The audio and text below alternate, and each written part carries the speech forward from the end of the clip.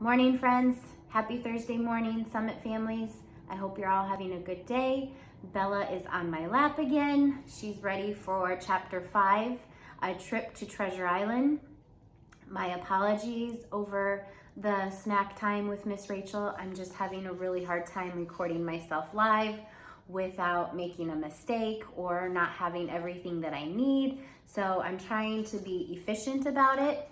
Oliver, I have not forgot about the French toast bake. However, I'm having a hard time finding Texas toast in the store. So we might just have to make some regular French toast and I don't know, I'll figure it out, I promise. In the meantime, we're gonna read chapter 5, A Trip to Treasure Island. My classmates weren't the only humans acting strangely. One night, instead of his usual saying, "Never fear, 'cause Aldo's here," our custodian threw open the door and shouted, "Ahoy, me hearties!" I peeked out of my sleeping hut, half expecting to see a real pirate with a patch over his eye. Instead, my old pal Aldo was staring into my cage. "Are you in there, me hearty?" he asked. "Yes, yes, yes. And you certainly fooled me," I squeaked. When he threw back his head and laughed, his mustache shook so hard I thought it might fall off. Luckily, Aldo's mustache is firmly attached. "Be right back, Jack," he replied, even though he knows perfectly well my name is Humphrey. "I'll be here to swab the decks, and don't be worrying I'm not a real pirate," he said. "Not yet, anyway," he added with a wink. That comment got my whiskers wiggling. I can tell you that. Did he mean he might actually become a pirate someday? He didn't explain what he meant. He just whistled a merry tune I had never heard before. After he cleaned the floor and emptied the wastebaskets, he stood in front of my cage and said, "Check this out." He danced a very happy, bouncy kind of dance, and he whistled a tune. When he was finished, he bowed and said, "That's a hornpipe dance. It's named after a musical instrument sailors play. What do you think of that, Humphrey?" I was happy he remembered my name again, and even happier to be able to squeak the truth. It was great, great, great. "Thanks, matey. Gotta set sail now." With that, he pushed his cleaning cart out of room 26. It was very quiet once he was gone. So quiet that I couldn't help remembering the thing he said about not being a pirate yet. Since Aldo was one of the nicest people I had ever met, it was hard to think of him as a person who would steal someone else's treasure, which is what real pirates do. Still, with his fine mustache and excellent hornpipe dancing, I could almost believe he was a pirate.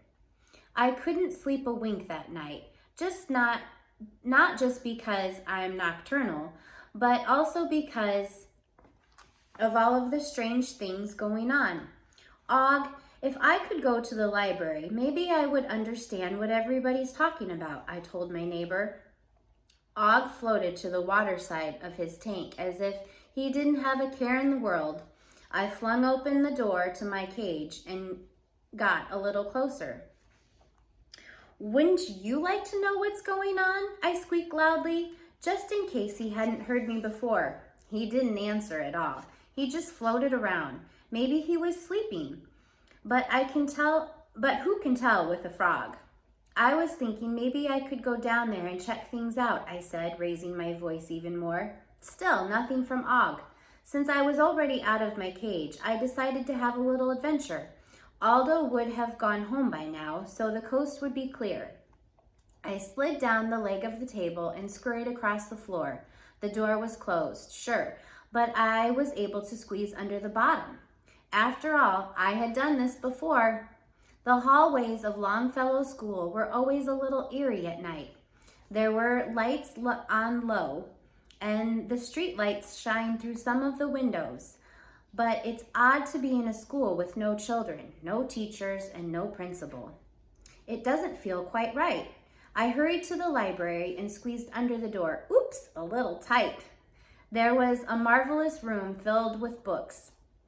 At first it was scary, scary, scary because the fish tank had its lights blazing, so it glowed in a way that it was pretty but kind of ghostly. The colorful fish swam around in the bright blue water. Luckily, they didn't look scary at all. It was cool in the library. Mrs. Wright was right about the temperature being off. I walked up to the big aisle between the shelves and the tables and stared up at the tank. The sunken ship was still there, and I have to admit, it fascinated me. Whose ship was it? A tiny pirate? A hamsterous fish? Or some creature of the deep I had never heard of? I crept a little closer to get a better look. There was a series of shelves next to the desk. I found that if I reached up and pulled hard with all of my might, I could raise myself from shelf to shelf until I reached the top of the desk. The light blazing from the fish tank blinded me for a second as I stumbled across the desktop. I stepped onto something hard and lumpy. Like magic, a big screen in front of the room lit up. I scrambled over a bumpy object and whoa, pictures came on the screen and music blared. I looked down and realized I had been standing on a remote control with all kinds of buttons, one of which had turned on the television. But I forgot all about the remote when the exciting music began to play. I looked up at the TV screen, and what I saw up there amazed me. The words on the screen spelled out Treasure Island. I'm so glad I learned to read. There was a sea and a ship and a boy named Jim Hawkins. Before I knew it, I was watching an amazing adventure staring at a pirate known as Long John Silver. And there was a parrot that squawked, pieces of eight, even louder than AJ had. The bird had a sharp, pointy beak that I would never want to come in contact with.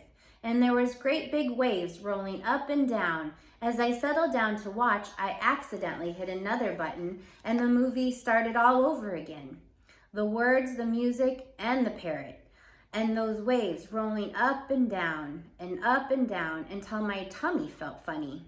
This time, I didn't wiggle a whisker. I sat quietly and watched the whole movie, beginning to end.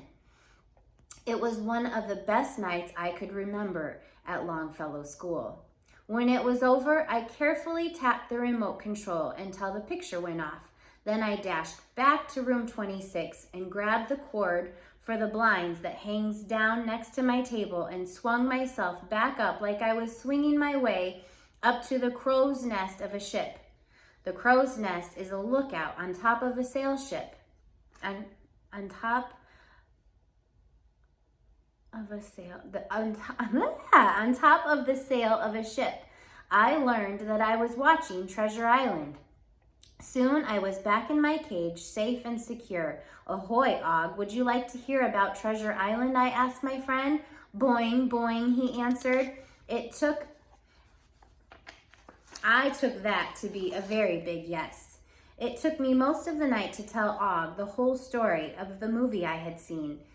If I say so myself, I did a great job, especially when I screeched, pieces of eight, pieces of eight. Whenever I did, Og responded with an enthusiastic boing, boing. The next morning, once the class was underway again, I was dozing away, dreaming of a desert island. Which this wasn't just any desert island. In addition to the swaying palm trees and the ocean breezes, Miss Mac was there with me. Oh, we had such fun eating dates and nuts and playing in the sand, which I must admit I like better than water. In my dream, I heard roaring waves, screeching seagulls, and the singing of the ocean breeze. There was even a sound of Mrs. Brisbane. Maybe I wasn't dreaming anymore. I poked my head out of my sleeping hut. Class, I have a big surprise for you, Mrs. Brisbane announced. I've brought in some helpers to advise you with your boats. Woohoo! AJ shouted loudly. Garth joined in. Mrs. Brisbane went to the door and she opened it, and in came her husband Bert and a surprise, Gail's mom. Remember, there's a prize for the most beautiful boat and a prize for the most seaworthy, said our teacher.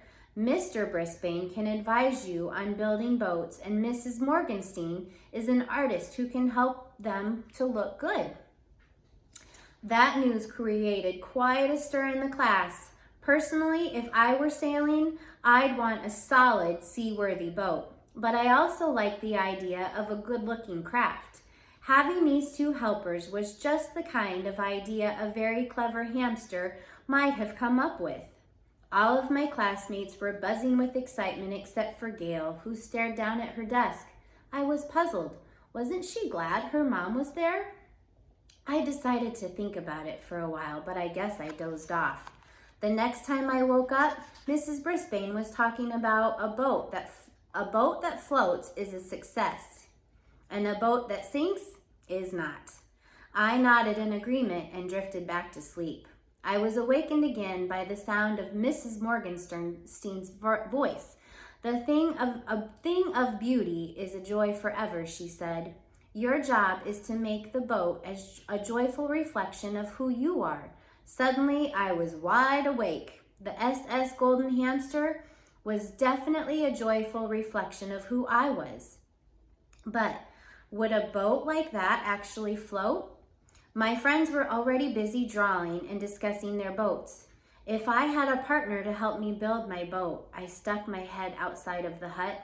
Og, would you like to help me build a boat? I asked. Boing, he answered, followed by loud splashing. I guess the idea of a boat is pretty silly to a creature that can swim like Og. So I watched my fellow classmates make their plans. Mr. Brisbane provided each group with a light wooden hull. That's the body of the boat, which he hollowed out because Mrs. Brisbane said it would be too dangerous for her students to be carving with knives. He wheeled his chair from table to table, encouraging my friends about their ideas. Mr. Brisbane moves a lot in a wheelchair after his accident last year, but it hasn't slowed him down one bit. Mrs. Morgenstern also moved around to each group. She was wearing green and gold flowered tunic with gold pants tucked into her red boots. Color is key, she told Seth and Tabitha. Choose your colors carefully. The sail's the thing, Mr. Brisbane told Art and Mandy. Remember, that's what powers your boat. The Vikings were great sailors. Good choice. Vikings. My whiskers wiggled with excitement. I strained my neck, hoping for a glimpse of their drawing. Mrs. Morgenstern moved to the table where Gail was working with Heidi. Come on, Gail, she said. You can be more creative than that. Think color. Gail wasn't giggling. She wasn't even smiling. Kirk, who was almost always joking, was also very serious as he worked on his boat with his friend Richie. I've got a great idea, Kirk, he said, as he quickly sketched out his drawing. I know all about boats. We'll make a tall ship like this. My heart thumped a little faster. Tall ships were amazing with many, many, many sails billowing in the wind. That's cool. Richie picked up his pencil. What if we put a thing on the front? Whatchamacallit? He started to draw on the paper and Kirk reached down and stopped Richie's hand. A figurehead? I don't want to take a chance. It might throw the ship off balance and sink it. Richie stopped drawing. He didn't look very happy. It would look good, he complained. Yep, Kirk agreed, but you want to win, right? Sure, Richie said, although he didn't sound completely convinced. Hey, Richie, what did the ocean say to the boat? Kirk asked. What? Richie asked. It didn't say anything. It just waved, Kirk joked. And Richie laughed. Just then, Mr. Brisbane came to the table. This is a happy group, he said. He studied the sketch of the tall ship. And a fine-looking craft, boys, he praised them. Good work. Kirk and Richie beamed with pride. Mr. Brisbane, want to hear a joke? Asked Kirk. Mr. Brisbane smiled. Always. This time, Richie started. What did the ocean say to the boat? It didn't say anything, it just waved, Kirk responded. Then he and Richie exploded into laughter. They were a good team, or so I thought. Mrs. Morgenstern's voice rang out. Now, That's what I call an original. She was standing by the table where Saya and Miranda were working. Heidi, Gail, she said, look at this. It's stunning. Heidi and Gail came over to look at the drawing. It's a swan boat, Miranda explained. I saw once in a park. She sounded very proud. Speak Up Saya didn't say anything, but she looked proud too. Gail didn't answer.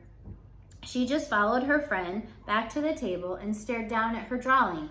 I wish I could see it from my cage, but I couldn't. After Mr. Brisbane and